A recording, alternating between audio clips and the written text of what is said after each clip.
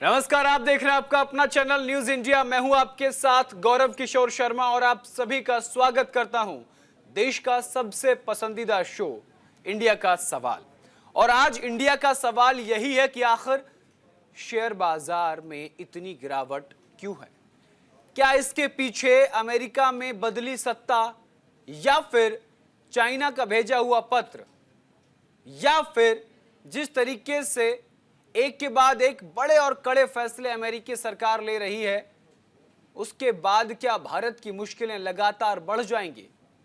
आखिर क्यों भारत की अर्थव्यवस्था को दूसरे पायदान पर लाकर खड़ा करने वाली भारत सरकार अब इस पर नियंत्रण क्यों नहीं पा रही है? या फिर अगर नियंत्रण में चीजें आती हैं तो फिर शेयर बाजार इतना नीचे क्यों जा रहा है? अमेरिका और भारत की दोस्ती पूरी दुनिया में मशहूर है, लेकिन ट्रंप अमेरिका के राष्ट्रपति बनने के बाद एक्शन मूड में हैं।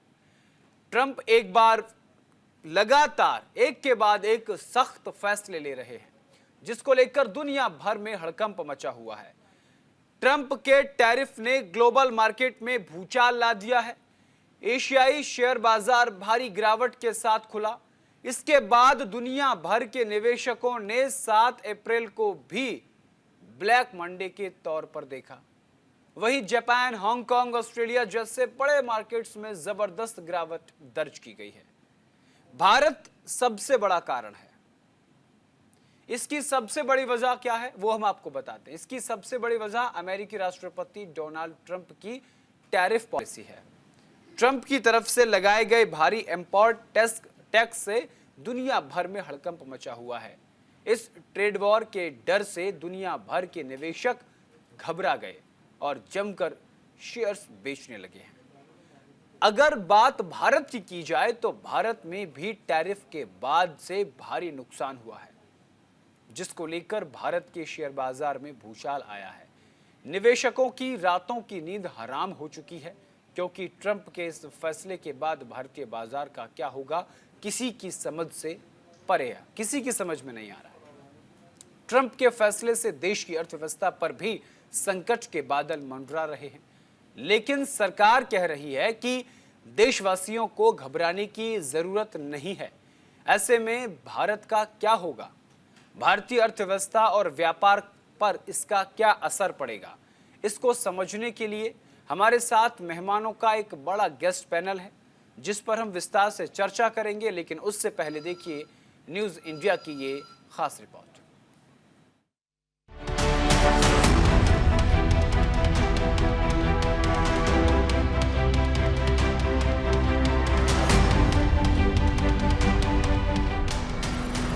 टैरिफ का शोर, दुनिया मंदी की ओर।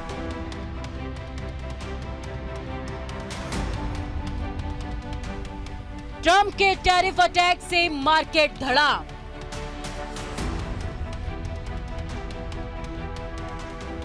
मंदी की आहट, किसे घबराहट?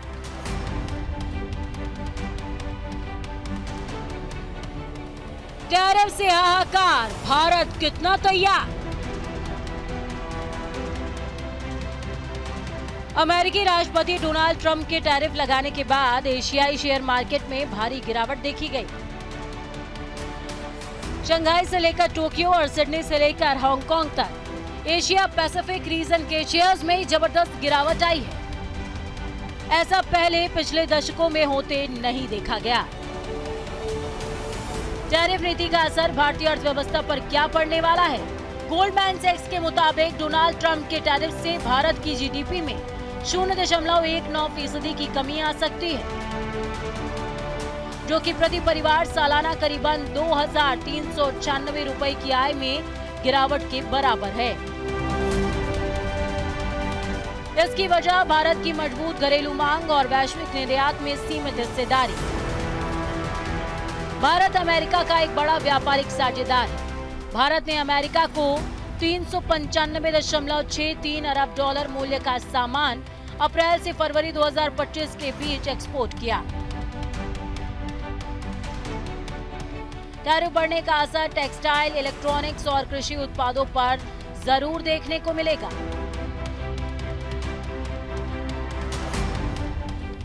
इसका मतलब है भारत हर साल 8 अरब डॉलर के कपड़े और 5 अरब डॉलर के कृषि उत्पाद अमेरिका को भेजता है। विदेश मंत्री एस जयशंकर और अमेरिकी विदेश मंत्री मार्को रूबियो ने प्रस्तावित भारत अमेरिका द्विपक्षीय व्यापार समझौते को जल्द पूरा करने की जरूरत पर सहमति जताई। अमेरिकी राष्ट्रपति डोनाल्ड ट्रंप की ओर से भारत सहित करीबन 50 देशों पर जवाबी शुल्क लगाने की घोषणा के कुछ दिनों बाद जयशंकर और रूबियो के बीच फोन पर हुई बातचीत में ये मुद्दा प्रमुखता से उठाया गया। तो वहीं टैरिफ लगाने के बाद दुनिया भर में हड़कंप मचा हुआ है। इसको लेकर भारतीय बाजारों में खलबली। ट्रंप के टैरिफ के बाद भारतीय बाजारों के साथ साथ आम लोगों के जेब पर असर पड़ सकता है। टैरिफ को लेकर राजनीतिक दल के नेताओं का क्या कुछ कहना है वो भी आपको सुनाते हैं। प्रधानमंत्री की चुप्पी से आती है कि आपके साथ, अपने देश के साथ, अपने स्टॉक मार्केट के साथ, अपनी अर्थव्यवस्था के साथ अमेरिका सरेआम मजाक कर रहा है और प्रधानमंत्री चुप है। China, Taiwan, Canada, UK, European union सबने अपने अपने तरीके से जवाब दिया या जवाब देने की पूरी तैयारी कर रहे हैं। हमारे यहाँ हमें नहीं मालूम, देश के विपक्ष को नहीं मालूम, देश की लोगों को नहीं मालूम कि क्या स्ट्रैटेजी है इससे निपटने की। Pharma sector, agriculture sector, automobile spare part sector, कोई सेक्टर अछूता नहीं रहेगा इन tariffs. Answer that. I cannot answer everyone. Our government is totally aware. Our economic system, our policies are very sound, and these kind of disruptions happen. They come and go.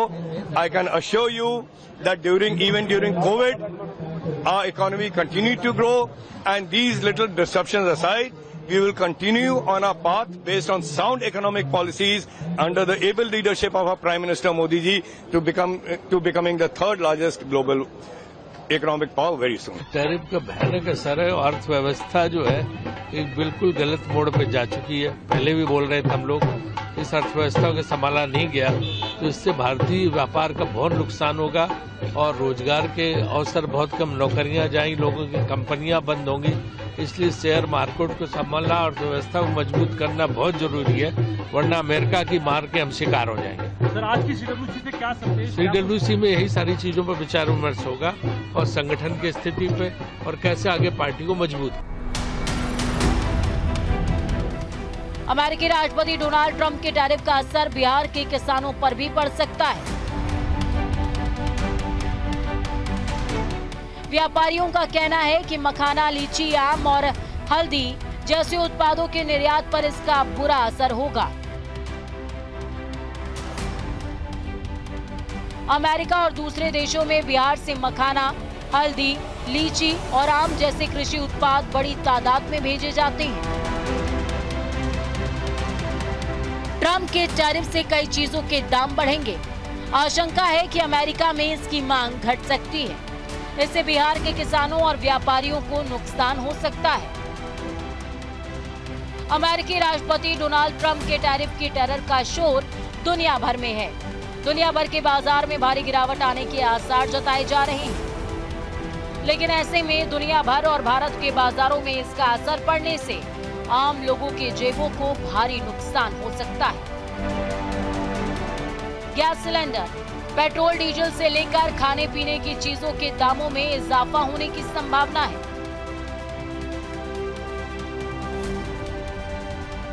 ऐसे में सरकार क्या कुछ कदम उठाती है, ये देखना अहम होगा। Bureau report, news India.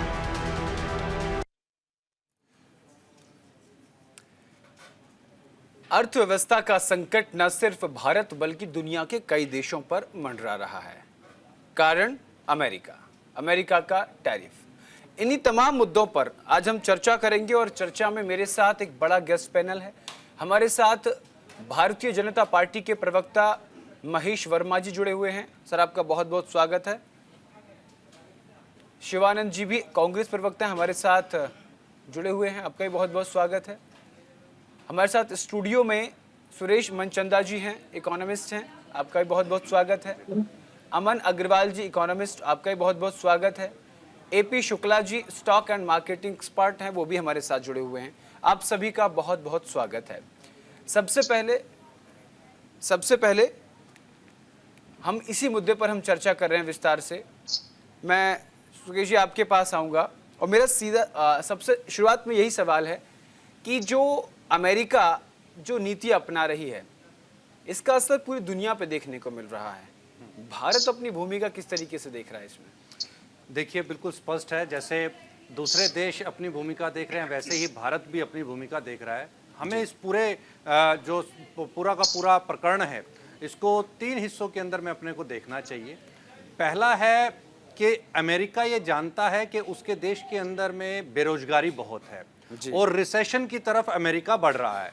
उसको रोकने के लिए ट्रंप जी ने ये एक जो स्टेप है वो लिया है, लेकिन इसका इम्पैक्ट वर्ल्ड वाइड डेफिनेटली वो दिखाई दे रहा है। और पिछले एक हफ्ते से ही नहीं, हम तो ये लगभग अगर मैं मानूं तो 2024 अंत से लगातार हम ये देख रहे हैं जी। और पिछला 2 जो क्वार्टर गए हैं वो बाजार के लिए, अर्थव्यवस्थाओं के लिए, दुनिया भर के लिए काफी निराशाजनक रहे हैं और ये 2025 लगभग कमोबेश ऐसा ही जाने वाला है जी। इसको हमें एक और प्रोस्पेक्ट के साथ में समझने की जरूरत है, जहां पर देखिए इसका जो इम्पैक्ट आएगा, इम्पैक्ट को बड़ा नजदीक से देखने की कोशिश की जा रही है जी। अभी तक जितनी भी बड़ी बड़ी इकोनॉमिक एजेंसीज हैं उन्होंने ये जरूर बताया है कि भारत के ऊपर पे तकरीबन 50 बेसिस पॉइंट्स का अर्थव्यवस्था के ऊपर पे इम्पैक्ट पड़ेगा जी। यानी कि 0.5 जो फीसद है वो इकोनॉमिक के ऊपर पे इफेक्ट आएगा, दबाव आएगा और अर्थव्यवस्था फिसल सकती है। इस बात से कोई दोराई नहीं है। इसके साथ साथ हमें यह भी समझना होगा कि जो भारत का ट्रेड जो बेनिफिट वहां से मिल रहा था, क्योंकि भारत लगभग तकरीबन 74 अरब डॉलर के आसपास का एक्सपोर्ट करता है और 42 अरब डॉलर के आसपास का इस समय पर इंपोर्ट कर रहा है अमेरिका से। हमने ये देखा है कि पिछले 10 से 15 साल के अंदर में एक्सपोर्ट काफी बढ़े हैं। अभी मैं आपकी ये जो रिपोर्ट देख रहा था उसके अंदर में आपने कुछ कमोडिटी, एग्री कमोडिटीज की भी बातचीत की जी, कि वहां पर आपका मखाना वहां एक्सपोर्ट होता है, काफी अच्छी क्वांटिटी के अंदर एक्सपोर्ट हो रहा है। हल्दी की आपने यहां पर बात की, डेफिनेटली उसके ऊपर पे एक इंपैक्ट देखने को मिलेगा। लेकिन हमें यहां पर अपॉर्चुनिटीज को भी साथ में देखने की जरूरत है। हमें यह देखना होगा कि इस समय पर जो ट्रेड वॉर है, जो ये ट्रेड वॉर की तरफ जो कन्वर्ट हुआ है, उसमें सबसे ज्यादा जो अफेक्टिव कंट्री है वो है चाइना। अब चाइना से का जो बिजनेस है वो तो इफेक्ट कर ही रहा है, लेकिन यहाँ पर दूसरी एक चीज और भी हमने ये देखी कि अभी हाल ही के अंदर में जो मार्केट जो क्रैश हुए वहां पर चाइना की कुछ गवर्नमेंट एजेंसीज, जैसे यहाँ पर भारत के अंदर LIC है, अदर जो गवर्नमेंट एजेंसीज हैं, वो जब भी बाजार गिरते हैं तो वो मनी पंप करते हैं और बाजार को सुधार कर लेते हैं। और सेम एज इट इज हमने चाइना के बाजारों के अंदर भी देखा, जो काफी ज्यादा डिप हमने वहां पर देखा। वहां पर कुछ गवर्नमेंट एजेंसीज आई, सरकार ने अपने कारोबारियों को सपोर्ट दिया और निचले लेवल्स के ऊपर पे स्टॉक मार्केट के अंदर में मनी पंप करके बाजार को स्टेबल करने की यहां पर कोशिश की है। लेकिन ये कितना स्टेबल कर पाएंगे इसके ऊपर एक सवाल है। दूसरी सबसे बड़ी बात, आज भारत की अगर मैं परिप्रेक्ष्य के अंदर में बात करूं तो भारत के पास अपॉर्चुनिटीज अपार हैं।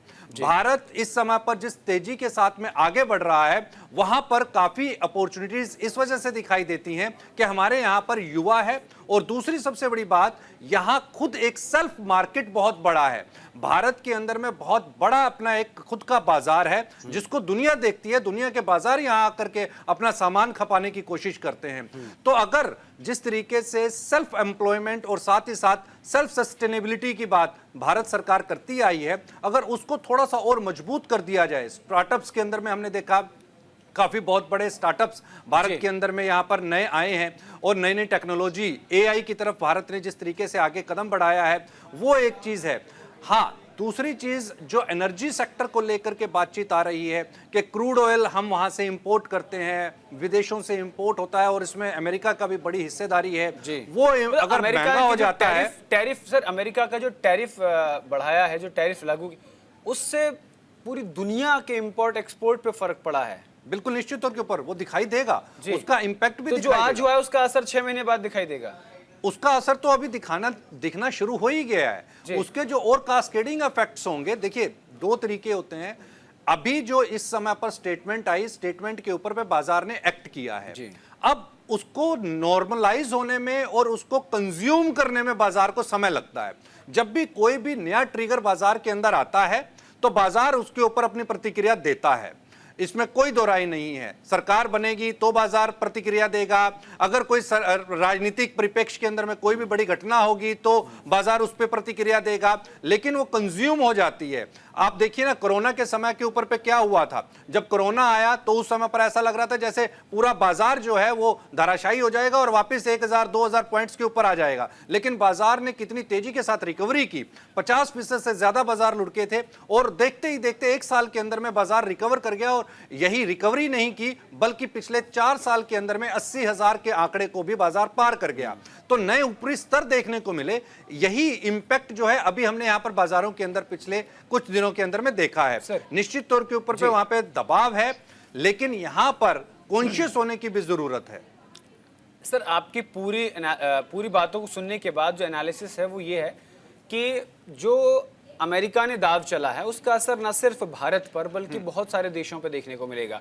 तो इसमें इंडियन गवर्नमेंट को लेकर के नेगेटिव पब्लिसिटी या फिर ये कह करके कि भारत अपनी कूटनीति में नाकामयाब रहा, मतलब इसको राजनीतिक दृष्टिकोण से ना देखकर इसको टोटली कमर्शियलाइज दृष्टिकोण से देखना चाहिए। देखिए, हमें ये समझना चाहिए कि अमेरिका ने अकेले सिर्फ भारत के ऊपर पे टैरिफ नहीं इंप्लीमेंट किए हैं। केवल भारत इसके अंदर में इसकी जद में नहीं आया है, और भी बाकी के सभी देश, लगभग सभी देश, 52 देश इसकी जद के अंदर में आए हैं।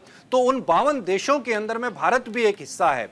भारत के ऊपर पे 26% का जो टैरिफ लगाया है उसको हम इस प्रोस्पेक्ट के साथ देखते हैं कि अदर कंट्रीज, आप अपने नेबर कंट्रीज के अंदर देखिए ना, चाइना, पाकिस्तान के ऊपर देखिए कितना टैरिफ लगा है, चाइना के ऊपर देखिए कितना टैरिफ लगा है, बांग्लादेश के ऊपर देखिए आप कितना टैरिफ लगा है।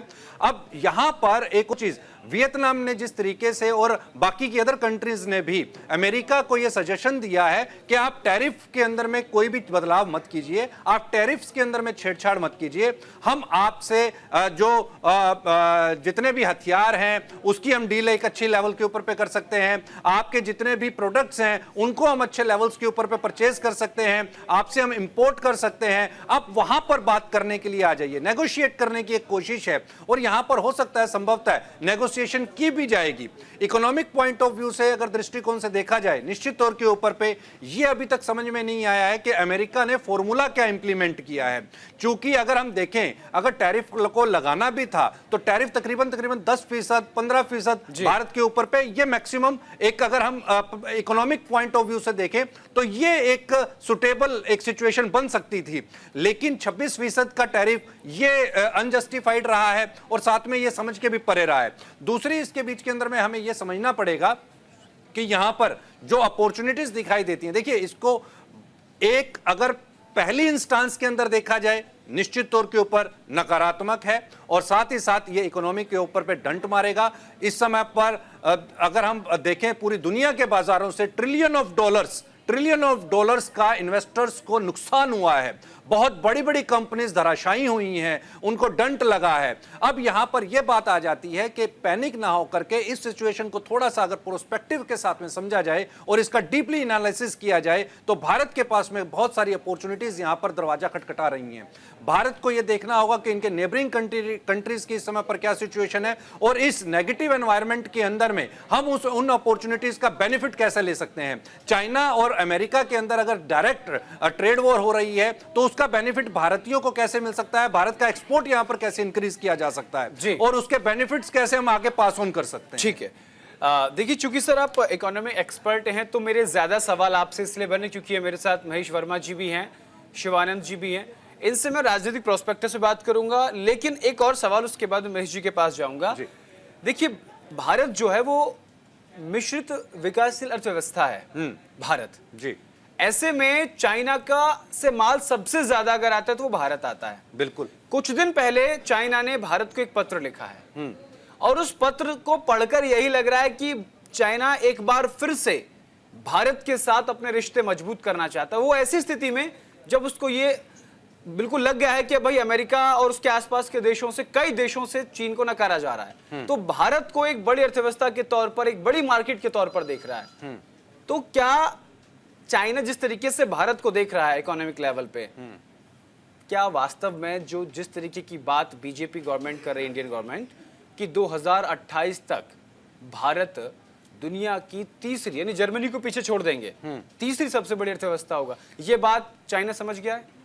देखिए, यहाँ पर जो चाइना ने जो पत्र लिखा वो इस प्रोस्पेक्टिव से नहीं लिखा कि तीसरी बड़ी अर्थव्यवस्था बनने जा रहा है भारत, या फिर भारत के अंदर में अपॉर्चुनिटीज दिखती हैं उसको। सिर्फ सिंपल सीधी सी बात है, एक बहुत बड़ा कंज्यूमर बेस्ड भारत के अंदर चाइना को नजर आता है। Exactly. दूसरी सबसे बड़ी बात निश्चित तौर के ऊपर, ये सिर्फ चाइना को नजर नहीं आता, ये दूसरे अदर वही तो मेरा मतलब था कि हैं। बड़े मार्केट के तौर पर भारत को देख रहा है जी, चाइना। जी, तो जी। पत्र से तो यही मतलब हुआ ना कि भाई बिल्कुल। वापस जो देखिए, जिस तरीके से लाइन ऑफ एक्चुअल कंट्रोल पे, जिस तरीके से इनके सीमा विवाद को लेकर रिश्ते खराब हुए, फिर बीच में मोदी जी बाहर गए, जयशंकर जी बाहर गए, और फिर उसके बाद एक खबर आई कि वो पीछे हट गए हैं। कहीं ना कहीं चाइना वापस रिश्ते अच्छे करने के मूड में नजर आया।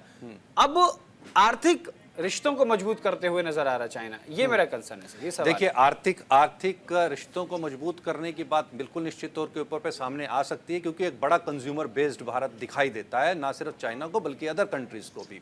दूसरी सबसे बड़ी प्रोस्पेक्टिव वाली यहाँ पर आपको ध्यान में रखनी पड़ेगी बात कि भारत के अंदर में अब जो युवा शक्ति है वो स्टार्टअप्स के जरिए यहाँ पर नए नए विकल्प देख रही है। हाँ, यहाँ पर भारत सरकार को एक काम जरूर करना चाहिए, और जो कि आपके साथ में सरकार से जुड़े हुए नुमाइंदे भी यहाँ पर मौजूद हैं, उनके माध्यम से मैं ये बात कहना चाहूंगा कि अगर रिसर्च एंड डेवलपमेंट के ऊपर पे एक अच्छी खासी अमाउंट खर्च की जाती है भारत सरकार की तरफ से, तो निश्चित तौर के ऊपर पे भारत अब आज की तारीख में इतना सक्षम है कि वो इस तरह की जितने भी बाहर से विदेशी ताकतें जो आकर के आपके बिजनेस को डिस्टर्ब करती हैं, इकोनॉमी को डिस्टर्ब कर सकती हैं, भारत उनमें उभरने में सक्षम है। ठीक है, आज की तारीख में भारत सक्षम है। ठीक है सर। हमारे साथ मार्केट एक्सपर्ट आकाश जिंदल जी भी बने हुए हैं। आकाश जी, आपके पास आऊंगा मैं। आकाश जी, आपको मेरी आवाज आ रही है? बिल्कुल आ रही है। I can hear you loud and clear. Are you able to hear me? I can hear you loud and clear. मुझे आपकी आवाज बिल्कुल आ रही है। Hello, I can hear you loud and clear.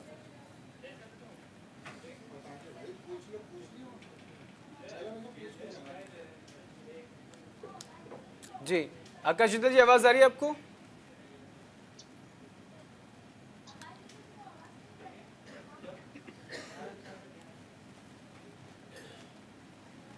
आकाश जी, आवाज आ रही है आपको? सर, आपने शायद म्यूट किया हुआ है, अनम्यूट कर लीजिएगा। मैं महेश वर्मा जी आपके पास आऊंगा। महेश जी, आपको आवाज आ रही है? महेश जी, आपको मेरी आवाज आ रही है? हाँ जी, आ रही है, आपकी आवाज आ रही है। जी जी जी। महेश जी, एक सीधा सवाल आपसे ये है कि जिस तरीके से न सिर्फ भारत बल्कि दुनिया के कई देश अब ऐसा लग रहा है कि आर्थिक संकट से जूझने वाले हैं, क्योंकि अमेरिका ने टैरिफ को लेकर बड़ा बयान दे दिया है। किस तरीके से आपकी गवर्नमेंट इसको कंट्रोल करेगी, क्योंकि आपका तो सपना 2028 में भारत को तीसरी दुनिया की सबसे बड़ी अर्थव्यवस्था बनाना है। देखिए, ये हर एक अपनी अपनी नजरिए हैं इसको लेकर, अपने अपने इसमें गुणा भागे और राजनीतिक कारणों से देश की अर्थव्यवस्था पे एक तरह से डेंट मारने के जो लोग काम कर रहे हैं उनको कभी देश माफ नहीं करेगा। जी, सवाल यह है, हम तो ये कहते हैं कि आपदा में ही हमारे लिए अवसर है। जी, अमेरिका जो है अपनी जो अमेरिकन लोग हैं उन नागरिकों की जो जरूरत की चीजें होती हैं, लगभग वो 5-6 देशों से उसको कहीं पूरा करने की कोशिश करता है। उसमें चीन है, वियतनाम है, इंडोनेशिया है, जापान है, बांग्लादेश। इन सब में अगर देखा जाए तो चाइना को 56% का उसने बढ़ोतरी किया, वियतनाम के 46% है, इंडोनेशिया का 37% है। यूरोपीय संघ जो है उसके बाद अगर सबसे मतलब यूरोपीय संघ का 20% है, हमारा 26% है। 37% बांग्लादेश का है, जहां से कपड़े जाते थे। इसी प्रकार से चीन से इलेक्ट्रॉनिक्स आइटम जाते थे, इंडोनेशिया से कृषि, पाम ऑयल और तमाम और चीजों को भेजा जाता था। तो जो उनकी जरूरत है आज की डेट में इन देशों से अब कहीं महंगी पड़ेगी। इन देशों से कुछ भी लेना अमेरिका के लिए महंगा पड़ेगा, बनिस्बत की 26% जहां पे वो टैरिफ लागू किया हिंदुस्तान में, यहां से वो सामान लेने में उसको ज्यादा सुविधा रहेगी, उसको ज्यादा सस्ता पड़ेगा।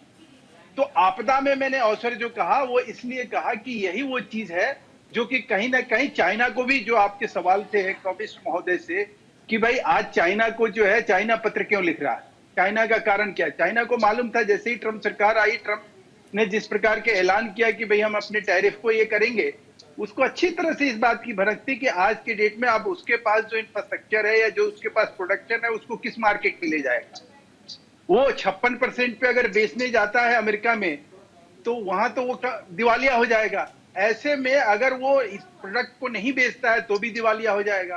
तो आज की डेट में उसके पास अगर कोई मुफीद मार्केट है तो वो है भारत जी। अब वो भारत की तरफ रुख करेगा और भारत के साथ अच्छे संबंधों के लिए वो कायल भी होगा, और वो कितना घायल होगा ये मुझे मालूम नहीं है जी। तीसरी जो बात कही जा रही है कि भाई शेयर बाजार जो है खत्म हो गया, और शेयर बाजार से आकलन करके और पूरे एक तरह से प्रोपगंडा और पूरा दुष्प्रचार और पूरे देश में एक तरह से ये कहा जा रहा है कि साहब देखिए। सर महेश जी, मैं आपको माफी के साथ रोकूंगा।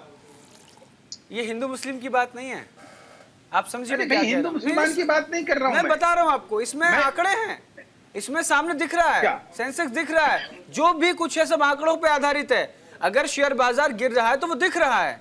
शेयर एक्सपर्ट, मार्केट एक्सपर्ट हमारे साथ बैठे हैं, सब लोग बैठे हैं, बता देंगे। अरे भाई मैं प्रोपेगेंडा नहीं फैलाया। शेयर बाजार नहीं अभी आप कह रहे थे ना कि शेयर बाजार को लेकर के प्रोपेगेंडा फैलाया जा रहा है। एक प्रोपेगेंडा, हाँ एक प्रोपेगेंडा। देखिए मैं फिर कह रहा हूँ, ऐसा नहीं है कि शेयर बाजार, अब उस प्रोपेगेंडा का आप पूरा बात सुनिएगा तभी आपको समझ में आएगा। मैं ये कह रहा हूँ कि जो देश दुनिया में और जगह जहाँ पे जिस तरह के शेयर बाजार क्रैश हुए हैं, महेश जी मैं माफी के साथ आपको रोकूंगा।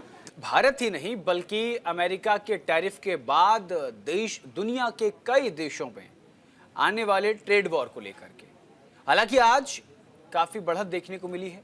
हम इस पर विस्तार से चर्चा कर रहे हैं और चर्चा में मेरे साथ कई बड़े गेस्ट पैनल हैं, पैनल में कई बड़े गेस्ट हैं। महेश वर्मा जी आप अपनी बात पूरी कीजिएगा, फिर मैं आकाश जिंदल जी आपके पास आता हूं, ताकि आपकी बात को सुन के वो अच्छे से एक्सप्लेन कर सके। जी बताइए। देखिए मैं ये कहना चाह रहा हूँ कि देश दुनिया में कहीं आप आकलन करेंगे शेयर बाजार में जो क्रैश हुआ है या जिस प्रकार की गिरावट आई है, हमारे यहाँ 2.3 के आसपास है गिरावट। और देशों में आप जाइए, कहीं 16% है, कहीं 20% है, कहीं 10% है। सबसे ज्यादा हांगकांग है, सबसे ज्यादा यूरोपियन संघ है, सबसे ज्यादा जापान है। तो अगर उनकी तुलना में हम कहीं देखें तो हमारे ऊपर इसका इम्पैक्ट उस तरह का नहीं है जैसे कि हम हाहाकार के नाम पर जो है चित्कार अपना परोसे जा रहे हैं पूरे देश में, और इसको और बदहवास और भयावह स्थिति पैदा करके उसको और कमजोर करने की कोशिश की जा रही है। इससे बचना चाहिए। वातावरण जो है बहुत सेंसिटिव मार्केट है शेयर बाजार का, तो उससे कहीं बचना चाहिए। उससे अच्छा ये ऐसा नहीं है कि हमें और आपको दिखाई दे रहा और लोगों को नहीं दिखाई दे रहा, लेकिन राजनीतिक कारणों से उनको लगता है यही अवसर है जब हम अपने, बेशक उससे देश का नुकसान हो, पब्लिक का नुकसान हो, लेकिन हम अपनी राजनीतिक गोटी और रोटी वो किसी ना किसी तरह से उसको फिट करते रहे। तो आप फिट करिए, लेकिन कम से कम जिस देश में रहते हैं, खाते पीते, इस देश के हवा पानी से आपको वास्ता है, उस देश के प्रति कम से कम मिनिमम चरित्र रखना चाहिए कि भाई आप बोल क्या रहे हैं, कह क्या रहे हैं। मैंने इसमें क्या गलत कहा कि आज के डेट पे अमेरिका की जो जरूरत पूरी होनी है, जरूरत वो सामान तो लेगा ही, लेकिन अब वो बांग्लादेश के बजाय 33% लेने के बजाय वो 26% वाले से लेगा जी। अमेरिका से इलेक्ट्रॉनिक्स आइटम जो जा रहा था वो 56% के बजाय जो है वो 26% वाले से लेना पसंद करेगा। वियतनाम से कपड़ा जा रहा था वहां से लेना पसंद करेगा। तो 26% वाला जो है आज भी ऑप्शन जो है हमें दिख रहा है कि जापान और यूरोपियन संघ के बाद हम वो देश हैं जिसको मोस्ट फेवर नेशन के तौर पे अमेरिका ने हमें ट्रीट किया है।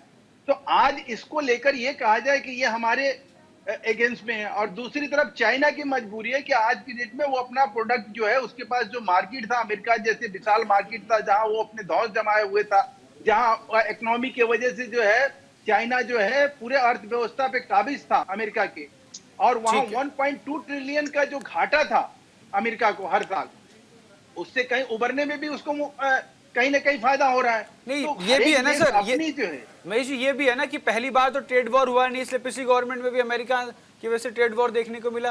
खैर बहुत नहीं सही। आपका जो है ना, मेरा आकलन ये है इसमें कि इससे जो है, एक और आपको बताऊं, अतीत में जब आप डाटा के साथ आएंगे तो अमेरिकी अर्थव्यवस्था की जब भी कोई इस तरह की मंदी आई है या कोई ऐसी चीज आई है, उससे भारत की अर्थव्यवस्था मजबूत हुई है।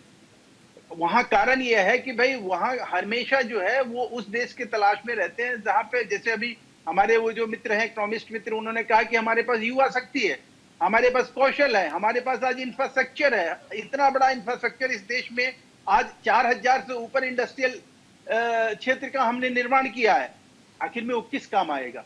ये सारी चीजें जो है आज की डेट में हमें कहीं ना कहीं आगे लेके, अभी आज ही मैं कई ऐसे कार्यक्रम में था जहां पे हमारे वाणिज्य और कॉमर्स, जो इंडस्ट्री एंड कॉमर्स मिनिस्टर हैं पीयूष गोयल जी, तमाम लोग जो है लोगों के साथ इंटरेक्शन कर रहे हैं। जहां भी सरकार को लग रहा है कि सहयोग की जरूरत है, जहां भी लग रहा है कि सरकार को कुछ कंपनसेशन देना चाहिए, करना चाहिए, वो इमीडिएट सरकार उस पर काम कर रही है। उसके लिए टास्क फोर्स बन रहा है, उसके लिए कमेटी बन रही है, उसके लिए लोगों से सजेशन मिल रहे हैं। ऐसा नहीं है कि सरकार जो है वो हाथ पे हाथ धरे हुए बैठी हुई है और विपक्ष जो है इसको लेकर मजा ले और आनंद ले। मैं समझता हूँ ये उचित नहीं। ठीक है, शिवानंद जी आपके पास मैं आऊंगा, क्योंकि आकाश जिंदल जी को शायद आवाज नहीं आ रही है। वापस हमारी टेक्निकल टीम आकाश जी से संपर्क करने की कोशिश कर रही है। शिवानंद जी आपके पास आऊंगा, कांग्रेस प्रवक्ता हैं।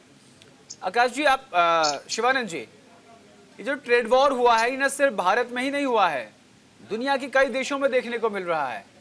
इसको लेकर के इंडियन गवर्नमेंट स्ट्रेटेजी बना रही है, क्योंकि टारगेट 2028 का है, दुनिया की तीसरी सबसे बड़ी अर्थव्यवस्था बनाने का। फिर विपक्ष इस चीज को समझने का प्रयास क्यों नहीं कर रहा है? देखिए गौरव जी, मेरे मित्र वर्मा जी बीजेपी प्रवक्ता, इनको ट्रम्प ने मोदी साहब का शपथ विधि को नहीं बुलाया, इंसल्ट किया। दूसरी बात, नरेंद्र मोदी जी खुद अपार्टमेंट लेके जाके मिल के आया, फिर भी ट्रम्प सुनने के लिए तैयार नहीं है और हमेशा 140 करोड़ जनता को अपमान हुआ है। जी, शिवानंद, भारत की ट्रम्प नहीं सुन रहे हैं, ऑस्ट्रेलिया की सुन रहे हैं। बात तो मेरे को गौरव जी बात तो करने दो। नहीं, आप कह रहे हैं चाइना के इन्होंने किस देश की सुन रहे हैं? ऐसा एक ऐसा देश बताओ कि बस भारत पे लगाए वो टैरिफ 26%, किसी और पे नहीं लगाए। अच्छा, एक मिनट गौरव जी, बात तो मैं आऊंगा उसके ऊपर। देखिए, ये रखो शिवानंद जी, बड़े प्रवक्ता हैं आप, बोलिए। देखिए जो ट्रम्प ने 26% जो बढ़ाया वो इंडिया के ऊपर थोप जाएगा। वियतनाम हो या थाईलैंड हो, कहीं भी आज देखिए, इनका अर्थ सिंगापुर हो, बैंकॉक हो, इनका अर्थ संकल्प करते समय ट्रम्प का पॉलिसी गलत जा रहा है। इसकी जिम्मेदारी कहीं ना कहीं गवर्नमेंट ऑफ इंडिया का, केंद्र सरकार है। नरेंद्र मोदी जी जिम्मेदार लेने के लिए तैयार है क्या? नंबर 1। नंबर 2, आज देखिए महंगाई चरम पर है, शेयर मार्केट पूरा गिर गया है। मेरे को नहीं लगता 2-3 साल। आज शेयर मार्केट पता है सर? हाँ पता है। क्या, कितने अंक बढ़ा है? नहीं, गिर गया है शेयर मार्केट 9%। मैं सुरेश जी आपसे पूछना चाहता हूँ, आज शेयर मार्केट का हाल एक बार बता दिए। अच्छा सुनिए गौरव जी, आप सुन लीजिए, बताइए सर। आज 1300 पॉइंट प्लस में है बाजार और रिकवरी किया है। और अमूमन जितने भी देशों के बाजार हैं उन्होंने रिकवरी की है। जैसा कि मैं पहले बता रहा था ब्रेक से पहले कि सरकारें और जो सरकार PSU जो कंपनीज हैं वो कहीं ना कहीं आगे आई हैं। चाइना के अंदर में बहुत बड़े बैंक्स आगे आए हैं, उन्होंने मनी को पंप किया है और वापसी की है। चाइना ने तो आंख सीधी दिखा दी है कि हम बैकफुट पे जाने वाले नहीं हैं, हम इसको निपट लेंगे और देख लेंगे। दूसरी तरफ जहां पर बात ट्रंप की है, ट्रंप ने भी चाइना को कहा कि हम 50% और जो लेवी है इसके ऊपर पे इम्पोज कर देंगे। अब इस तरीके की जो ट्रेड वॉर है, हमने पहले भी इससे पहले देखी थी, कोरोना के पहले ट्रेड वॉर ही चल रहा था। और जो ट्रंप साहब का पहले वाला जो टेन्योर था उसमें भी हमने ट्रेड वॉर के बहुत सारे सैंपल्स देखे थे, लेकिन वो कहीं ना कहीं भारत के फेवर में आए। जैसा कि बीजेपी के प्रवक्ता साहब कह रहे थे, मनोज जी कह रहे थे, निश्चित तौर के ऊपर में यहाँ पर एक प्रोस्पेक्ट दिखाई देता है। और ट्रेड वॉर की अगर जहाँ तक की बात है, देखिए अमेरिका ने ये स्टेप क्यों उठाया, इसको हम थोड़ा सा उसकी हिस्ट्री के अंदर में जाकर के समझते हैं, उन्हीं के दिमाग से समझते हैं। क्योंकि वहाँ पे अनएम्प्लॉयमेंट था, उस अनएम्प्लॉयमेंट को ईज करने के लिए ट्रंप साहब ने कहा कि जितने भी मैन्युफैक्चरिंग गुड्स, जो मैन्युफैक्चरिंग यूनिट्स अमेरिका के अंदर लगी हुई हैं वो वहाँ पर रहें। अब कई बार सरकार, भारत सरकार भी ऐसे कदम उठाती है। अभी हाल ही का एग्जांपल ले लीजिए, भारत ने किसानों के जो हित थे उनको संरक्षित करने के लिए चावल के एक्सपोर्ट को बैन कर दिया था। किसी भी देश को एक्सपोर्ट नहीं हो रहा था चावल का, तो भारत ने इसलिए किया क्या, ताकि किसानों को ठीक ठाक दाम मिल पाए। तो वही पॉलिसी जो है अमेरिका ने यहाँ पर अपनाई है। एक चीज बता दूं, माफी के साथ मैं सुरेश जी आपको रोक रहा हूं, आपको बता दूं आज इकोनॉमी पे डिबेट है, इकोनॉमी पे डिबेट है, तथ्यों पर बात होगी। ये विपक्ष को, सरकार को जबरदस्ती नहीं कर सकते आप। गौरव जी, अभी मैंने आपसे सुनिए, पूछा बीजेपी प्रवक्ता, नहीं, मैंने बहुत सुना, अभी सुनिए गौरव जी, मैंने बीजेपी प्रवक्ता को भी रोका, उनसे कहा, सुनिए, उनसे कहा, नहीं, बीजेपी प्रवक्ता बोल रहे चाइना मदद करेंगे इंडिया को। हाँ भाई, 90 किलोमीटर कब्जा करके बैठे है चाइना, उस बारे में मोदी साहब नहीं बोल रहे, केंद्र सरकार नहीं बोल रहे, विदेश मिनिस्टर नहीं बोल रहे, बांग्लादेश से रिश्ता खराब कर दिया। दर्द हो जाएगा सर। ये डिबेट इकोनॉमी पर है, चाइना के कब्जे पर नहीं है। वही हाल चाइना का है जो भारत का है। आप सोचिए, अमेरिका एक तरफ, बाकी एशिया के और देश एक तरफ। सुनिए, देखिए, कहीं भी हो गया तो भी ये बात भारत की नहीं, एशिया महाद्वीप की चल रही है शिवानंद जी। देखिए गौरव जी मैं मानता हूँ, लेकिन बात तो सुनिए, मेरे को सब पता है, इकोनॉमिक्स के ऊपर चल रहे मंदी, इंडिया के ऊपर बहुत छोटे छोटे व्यापारी सब खत्म हो जाएगा, बहुत महंगाई चरम पर हो जाएगा, उद्योग धंधा, बैंक लोन नहीं मिलेगा। और अभी देखिए, माधवी बुच ने जो फ्रॉड किया है उनके ऊपर एफआईआर हुआ है। मोदी साहब के ऊपर, मोदी साहब ने जो जिस पद्धति से प्लानिंग उन्होंने किया शेयर मार्केट में, आज भी देखिए शेयर मार्केट अभी जो एक्सपर्ट सर बता रहे, सुरेश सर, मैं सहमत हूँ, मैं ऐसा नहीं बोल रहा हूँ, लेकिन आने वाले दिन बहुत तकलीफ में जाएगा। काला धन देखिए, नोटबंदी देखिए, कोरोना देखो, उसके बाद अभी जो टैरिफ लगाया अमेरिका ने, आप जितनी बातें कह रहे हैं ना, मैं इन तमाम बातों का खंडन सबूतों के आधार पर कर सकता हूं, चूंकि फिर आपकी तरफ से बयान आएगा, आपकी पार्टी की तरफ से, कि न्यूज इंडिया का एंकर तो भैया गोदी मीडिया हो गया है। वरना एक एक बात मैं बता सकता हूं, कितना उद्यमियों को लोन मिल रहा है, सुनिए, कितना उद्यमियों को लोन मिल रहा है, कितना महिलाओं को लोन मिल रहा है, इंडिया के तहत कितने युवाओं को लोन मिल रहा है, नीरव मोदी, मेहुल चोकसी, विजय मल्ल्या, माधवी बुच, मन की बात के जरिए क्या कहा है, फ्रॉड किया और है, वो मेक इन इंडिया के नाम पे फेक इन इंडिया बनाया नरेंद्र मोदी जी। बात कर रहे हैं, मेक इन इंडिया की जगह फेकिंग इंडिया बनाया था विजय मल्ल्या, नीरव मोदी, मेहुल चोकसी, आपकी सरकार में। सुनिए, आपकी सरकार रही ना, यूपी की सरकार 2013 तक। सुनिए, ठीक है, अभी आप कह रहे हैं make in India fake in India, मेरी बात सुनिए, अभी आप कह रहे हैं ना make in India fake in India है, तो मुझे बता दीजिए 2013 से पहले कितने, मैं बहुत बड़ी मशीनरी की बात नहीं कर रहा हूं, कोई एक डेली यूज का मशीन बता दीजिएगा जो इंडिया में बना। आज आईफोन इंडिया में असेंबल हो रहा है, क्या बात कर रहे हैं आप? देखो गौरव जी, आप ऐसे बोल रहे कि हमने कुछ नहीं किया। अरे मुझे बता दो ना, मुझे गलत साबित कर दो, नेशनल चैनल पे मुझे गलत साबित कर दो, 2013 से पहले यूपी गवर्नमेंट ने ये किया। गौरव जी, आप इंडिया गठबंधन यूपीए ने कुछ नहीं किया, ऐसा बोलना है? अरे मैं तो कह रहा हूं भैया, मुझे गलत साबित कर दो, मुझे बता दो क्या किया है इस क्षेत्र में। मेक इन इंडिया को फेक इन इंडिया बता रहे हो ना, मेक इन इंडिया को फेक इन इंडिया बता रहे हो, तो बता दो आप। आईटी कंपनी देखो, कितना आईटी कंपनी कितने नए आया, रोजगार कितने मिला, मोदी साहब ने क्या किया 10 साल में? भाई तो नौकरी वो भी चला गया, 2 करोड़ नौकरी की बात किया था, क्या बात कर रहे गौरव जी? अरे देखिए, आप चिप समझते हैं अमेरिका, आपको पता चिप के 4 प्लांट इंडिया में अंडर कंस्ट्रक्शन है। एक ऐसी चिप जिस पर पूरा दुनिया आधारित है, वो चिप के 4 प्लांट अंडर कंस्ट्रक्शन चल रहे हैं, क्या बात कर रहे हैं आप? अगर ये एक्चुअली क्या है, महेश जी मैं आपके पास आऊंगा। महेश जी, आप बड़े शांतिपूर्ण प्रवक्ता हैं, दरअसल ये तमाम बातें आपके हिस्से में आती है, लेकिन बोलनी मुझे पड़ती हैं। नहीं, आप जो बात कह रहे हैं उसमें गलत बात नहीं कह रहे हैं। सवाल ये है कि शिवानंद जी जो है अज्ञानता बस अगर कोई बात बोले जाए, जैसे अब उनको मालूम ही नहीं था कि आज सेंसेक्स बढ़ा है, 1200 से ऊपर जो है गुलाछा मारा है, तो अब उसको वो कह रहे हैं कि नहीं कुछ ऐसा हो ही नहीं रहा है, वो बेसिर पैर की बात कर रहे हैं। अभी कह रहे हैं कि फेक इन इंडिया है, मैंने पूछा कि मुझे बता दो, तो नहीं बता रहे। वही मैं कह रहा हूं, कितना लोगों को रोजगार दिया, 2 करोड़ नौकरी का क्या हुआ? भाई साहब, या तो एक काम करो, या तो मैन्युफैक्चरिंग पे टिको या फिर रोजगार पे आ जाओ, बताओ मैं किस मुद्दे पे आपसे बात करूं। यहाँ के मंदी अभी आने वाले दिन गौरव जी बहुत इंडिया बहुत नीचे जाएगा। अब आप तीसरे टॉपिक पे चले गए। जब आने वाले दिन में आने वाले दिन को लेकर आप चिंता आज तक कोई थोड़ी प्रकट कर रहे हो। 2014 से आप चिंता प्रकट कर रहे हो और 2014 में 2014 में स्वतंत्र मिला है ना, मोहन भागवत जी ने बोला है, इसलिए आप लोग उड़ रहे हैं ना, उड़ो ये। आप सुनो, अनाप शनाप 10 साल में क्या किया है? बहुत sensitive, CBI, ED, income tax, अनपढ़ गमार की तरह बात करोगे तो उसको नहीं, आप ही अनपढ़ हो। मैं आपको कह रहा हूँ कि आप क्या बात कर रहे हो? आप कुछ भी बैठ के बहस कर रहे हो। सरकारी आदमी हो आप। वर्मा जी जरा ठीक से बात कीजिए। ऐसा मत समझो कि मीडिया आपकी बात सुन रहा है, ऐसा नहीं है।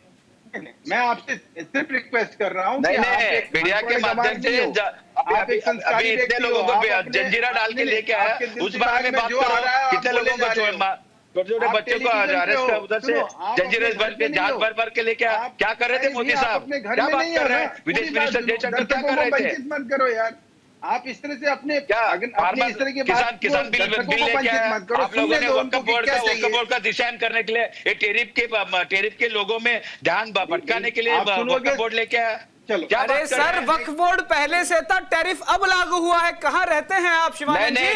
टैरिफ पहले से ही पता था मोदी साहब को कि टैरिफ आने वाले, इसलिए उसी दिन ही रात को 2 बजे तक ये पार्लियामेंट हाउस चला के उन्होंने डिसाइन किया। गौरव जी ये बोलना चाह रहे हैं। अरे सरकार, आपको नहीं पता विपक्ष की मांग थी कि लंबा चर्चा हो? मोदी जी ने नहीं कहा कि रात को 2 बजे तक चर्चा हो। अरे मोदी साहब क्लियरेंस चाहता था विपक्ष। पार्लियामेंट हाउस में अब मैं वक्त पे आ जाऊं तो सारा वक्त पे बाद में बात कर लेंगे। मोदी जी डर के पार्लियामेंट हाउस में नहीं आया है। आपको जिन चीजों नरेंद्र मोदी जी घूमने गए थे बाहर। अरे चलो, मैं कह रहा हूँ कि बाहर घूमने गए थे, सब चीज कर रहे थे। आज के डेट में आपकी चिंता यही है ना कि हमारी पार्लियामेंट हाउस में आने का हिम्मत तो दिखाइए तो सही। अरे सुनो, मेरी पूरी आपकी चिंता यही है ना कि देश की अर्थव्यवस्था जो है इस ट्रम्प टैरिफ से जो है किस प्रकार से प्रभावित हो रही है, और विपक्ष जो है प्रभावित नहीं, उल्टा नीचे जाएगा, नुकसान होगा। हाँ, अब सुन लो। अब मेरी आपसे गुजारिश ये कि थोड़ा सा 2 मिनट हमें भी दो बोलने के लिए, ताकि हम भी अपनी बात को रख सके। ठीक है जी, वर्मा साहब बोलिए। सबसे पहली बात तो यह है सर कि जो बात आपकी आशंका है, जो चिंता है, उसमें कोई भी गुंजाइश इसलिए नहीं है कि अगर शेयर बाजार को, अगर आप ये समझते हो कि आज की डेट में शेयर बाजार एक दिन अगर 2000-2500 सेंसेक्स अगर गिरा तो उसके बाद वो करेक्शन नहीं होगा, ऐसा नहीं है। सेंसेक्स बाजार जो है आप याद करिए 20,000 पे जब मनमोहन सिंह सरकार थी, दुनिया के सबसे बड़े अर्थशास्त्री को आप लेकर आए, उनको 10 साल आपने सरकार दिया चलाने के लिए, और उस समय जब वो सरकार से बाहर निकले तो 11 लाख करोड़ का बजट था। आज ये देश जो है 60 लाख करोड़ का बजट के साथ जो है अर्थव्यवस्था चला रहा है। एक बात। दूसरी बात कि जब उस समय सेंसेक्स क्या था, 20,000 के आसपास गोता ले रहा था, आज वो सेंसेक्स 80,000 से ऊपर। देखिए शिवानंद जी, महेश जी, मैं यही बताना चाहता हूँ शिवानंद जी को कि महेश जी आंकड़े और तथ्यों के आधार पे बात कर रहे हैं, लेकिन जब यही बात मैं आपसे पूछता हूं तो आप अनायास उन मुद्दों पर चले जाते हैं जिन पर डिबेट हो ही नहीं रही है। उससे क्या होता है कि जो हमारी ऑडियंस है, जो आपको, हमको, हमारी न्यूज इंडिया की जो ऑडियंस है, जो देख रहे हैं करोड़ों लोग, वो दिग्भ्रमित होते हैं कि आखिर ये मुद्दे पे किस पे बात करें। अब महेश जी को आप सुन रहे हैं तो ऑडियंस तक सही जानकारी पहुंच रही है। इसमें कुछ त्रुटि है, आंकड़ों में गलती है, तो आप बीच में बोलिए। बिल्कुल। तीसरी जो बात है साहब कि आप जो बात कह रहे हैं कि हमारे पास जो है वो सामर्थ्य नहीं है। मैंने जैसे शुरू में कहा कि जो ट्रम्प सरकार की जो घोषणा है, जिन चीजों को लेकर ट्रेड वार से जो देश प्रभावित हो रहे हैं, उसमें वियतनाम है, उसमें चाइना है, उसमें इंडोनेशिया है, उसमें बांग्लादेश है, उसमें जापान है, उसमें यूरोपीय संघ है। अब इन देशों को अगर कहीं प्रभावित हो रहे हैं कि साहब इस देश में ट्रम्प के जो टैरिफ का जो ये डिसीजन है, उससे भारत सरकार को कोई नुकसान नहीं है।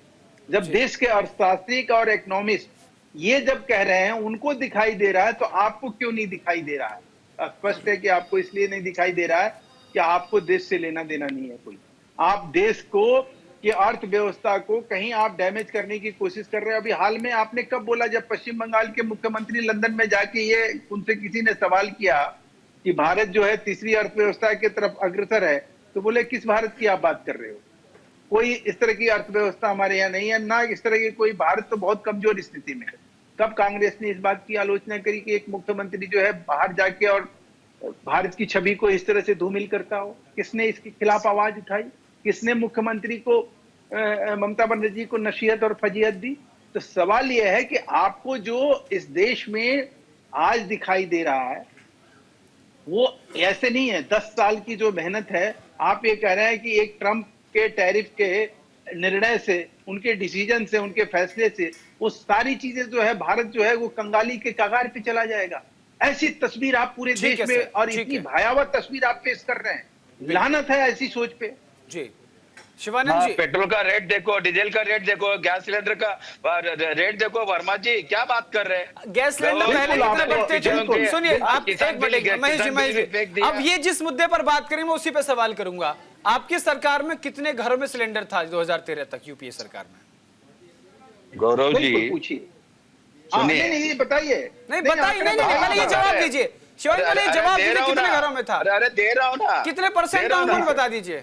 70% घर पे गैस सिलेंडर हमने दिया है। कैसी बातें कर रहे हैं? आंकड़े उठा लें, आंकड़े उठा लें। ये लोगों ने 1200 रुपए में बढ़ाया है मोदी साहब ने। महंगाई सर, आज गांव की हर गरीब महिला चूल्हे से धुएं से बच रही है। गांव के हर घर में गैस सिलेंडर है। अरे आपके नरेंद्र मोदी जी झूठ एक लेडी को अच्छा, मेरे नरेंद्र मोदी है तो आपके नरेंद्र मोदी नहीं है क्या? वो मेरे प्रधानमंत्री तो क्या आपके प्रधानमंत्री नहीं है क्या? गौरव जी, आप भारत में नहीं रहते, आप पाकिस्तान के हो क्या? नहीं, मैं सवाल पूछना चाह रहा हूँ। सुनिए, आपके मोदी जी क्या? आपके मोदी जी क्या? बोलिए हमारे मोदी जी, बोलिए हमारे मोदी जी क्या बोल रहे हैं? कोई संबंध नहीं है। क्यों बोलो?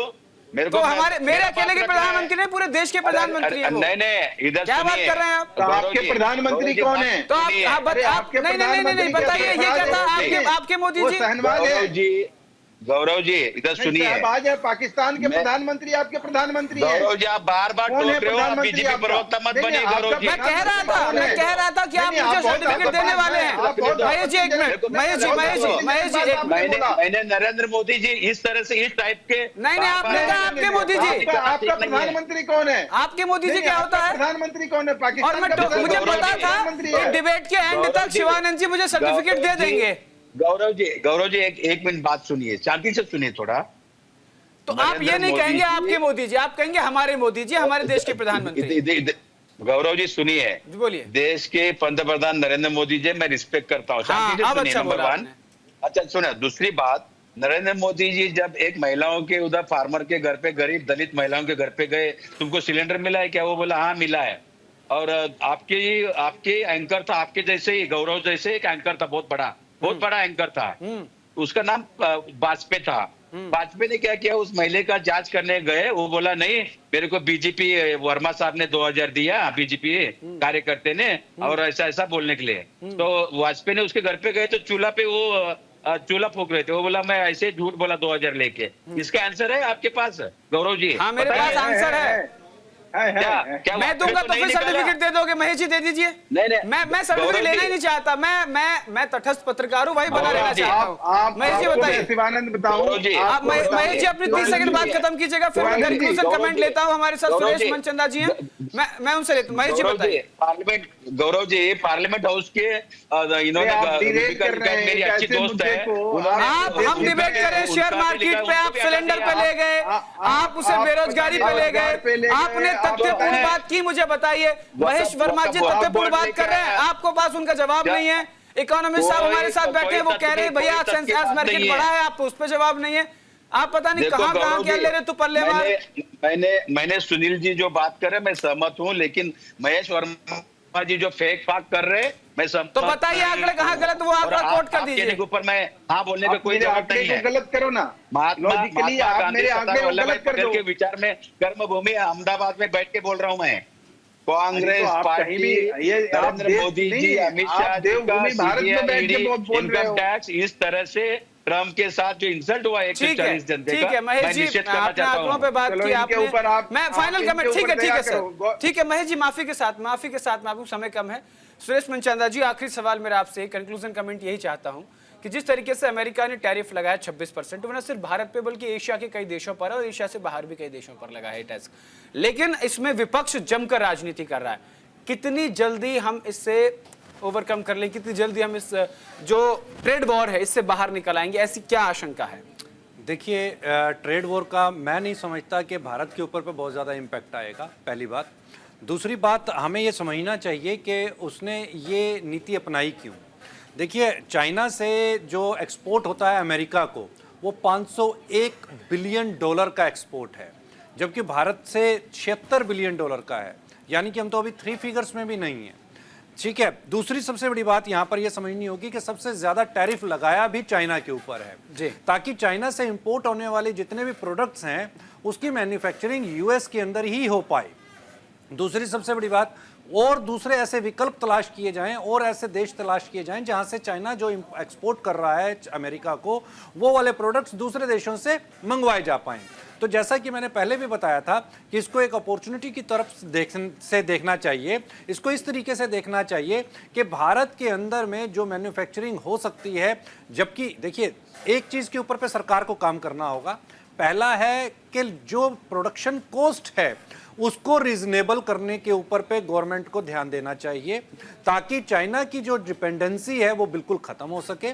ऐसा ना हो कि भारत वाले चाइना से इंपोर्ट करके यहाँ से फिर अपना लेबल लगा करके और फिर एक्सपोर्ट कर रहे हैं। यहीं मैन्युफैक्चर हो, यहाँ से मैन्युफैक्चर होने के बाद में अगर हम उस बाजार को तलाश करने में कामयाब होते हैं तो ये एक बहुत बड़ी अपॉर्चुनिटी के तौर के ऊपर पे हमारे पास में एक विकल्प है। दूसरी सबसे बड़ी बात, जो बाजार फिसले हैं निश्चित तौर के ऊपर पे वो वापस खड़े भी होंगे। देखिए, बाजार है, बाजार के अंदर में उतार और चढ़ाव, अगर यही नहीं होगा तो फिर बाजार का मतलब नहीं है। बाजार के अंदर में पैनिक सिचुएशन निश्चित तौर के ऊपर पे, जब भी मैंने कहा कि बड़ी घटनाएं जब भी होंगी बाजार उसके ऊपर पे एक्ट करेगा ही करेगा। कोरोना आया, बाजार ने अपना रिएक्शन दिया, 50%, 60% से भी ज्यादा बाजार लुढ़क गए। ठीक है सर। जो बाजार 50,000 के ऊपर चल रहे थे वो 25,000 पर आ गए थे। वो 25,000 से ऐसी छलांग लगाई कि 80,000 को पार कर गए। अब 80,000 से 73,000 के आंकड़े के आसपास में बाजार कारोबार कर रहे हैं, तो इसमें बहुत बड़ी घबराने की आवश्यकता नहीं होनी चाहिए। ठीक है सर, ठीक है सर। क्योंकि भारत अपने आप में सक्षम देश है और यहाँ पर भारत के अंदर ही इतना बड़ा बाजार मौजूद है। हमें अगर बाहर नहीं भी अपॉर्चुनिटीज मिलती हैं तो भारत अपने आप में सक्षम देश है। बहुत बहुत शुक्रिया आप तमाम पैनलिस्ट का विस्तार से जानकारी के लिए। महेश वर्मा जी, आपका भी आभार। शिवानंद जी, आपका बहुत बहुत शुक्रिया अपना बेशकीमती समय देने के लिए। हमारे साथ सुरेश मनचंदा जी भी जुड़े रहे, आपका भी बहुत बहुत आभार विस्तार से जानकारी देने के लिए। कुल मिलाकर लबोलो आप यही है कि जो फिलहाल भारत दुनिया की 5वीं अर्थव्यवस्था है वो 5वीं अर्थव्यवस्था पर बना रहेगा और 2028 का जो टारगेट इंडियन गवर्नमेंट ने लिया है, दुनिया की तीसरी, जर्मनी को चौथे नंबर पर छोड़ सीधा तीसरे नंबर, उसका एक बड़ा गणित है कि चौथे पर क्यों नहीं, सीधा तीसरे पर क्यों, वो फिर किसी और दिन पर चर्चा होगी। लेकिन फिलहाल दुनिया की तीसरी बड़ी अर्थव्यवस्था बनने से फिलहाल की स्थिति में कोई नहीं रोक सकता। फिलहाल के लिए इतना ही। देश और दुनिया की तमाम बड़ी और अहम खबरों को देखते रहिए न्यूज़ इंडिया। नमस्कार।